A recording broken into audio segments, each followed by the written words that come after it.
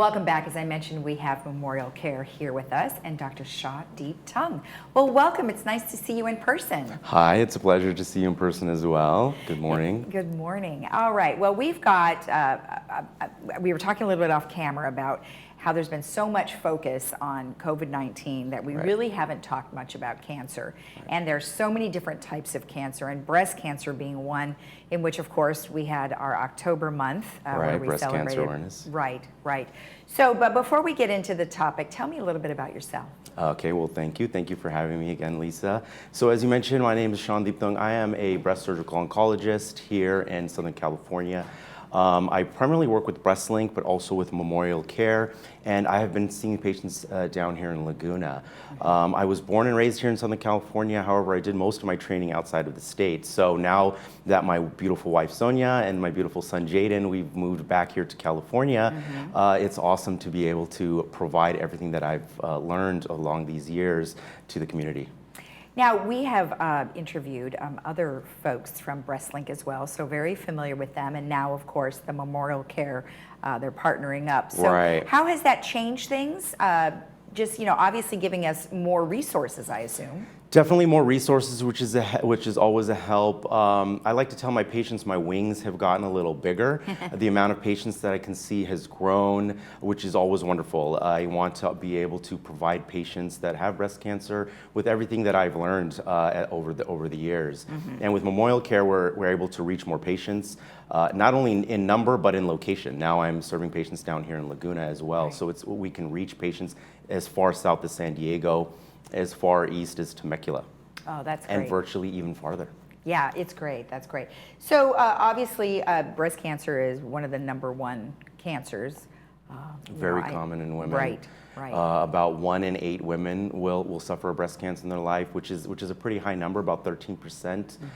So it's high enough that we need to be very serious about it. Women and men, quite frankly, not as much screening for men. We're not screening men as we would women, but it's important for everyone to be aware of what's going on with their breast and their breast health. Right, and so obviously mammograms are very important for us to make sure. And I know during the last 2 years, a lot of people put off going to the doctor in general, and many of them put off their mammograms. And unfortunately, from what I understand, more people have now been diagnosed with maybe advanced stages of breast cancer because they didn't do it. Right, that's a great point. It's been a tough time for everybody, with just being afraid to be exposed to people, and especially when you're going to a healthcare environment, you worry a little bit more about the people that you run into. So a lot of people put those mammograms off, and unfortunately there are women who will come back, a year and a half, maybe a year late, and we will find things that we perhaps could have found a little sooner.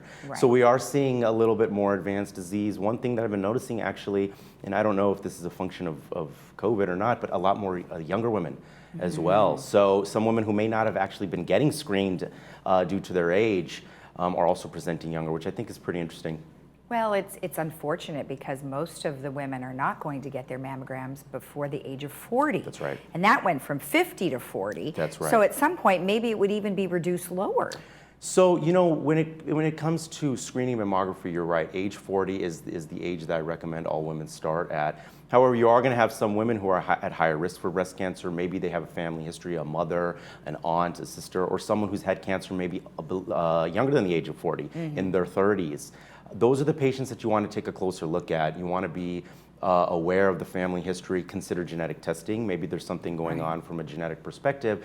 And if there is, then definitely want to consider screening a little earlier. Sometimes the problem with screening mammography in younger women is that younger women tend to have more dense breast tissue.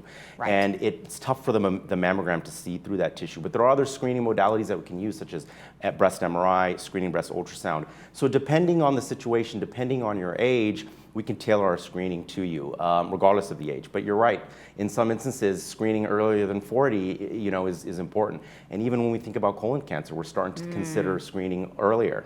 Okay. Now, you mentioned the breast density, though. Doesn't the 3D mammography help with that? The 3D mammography definitely helps. It definitely increases the detail of the images that we see, but there's still some areas of density that may hide little calcifications that show up on x-ray the same as that dense breast tissue. So we can try other modalities, as I mentioned, MRI and ultrasound, to not necessarily see what the mammogram can't, but hopefully, if there's something to be found, see it with a different screening modality or a different imaging modality, I should say. Okay. Now, you did mention the testing that can be done, the genetic testing. Right. Now, is that something that could be discussed with your primary doctor if you are concerned?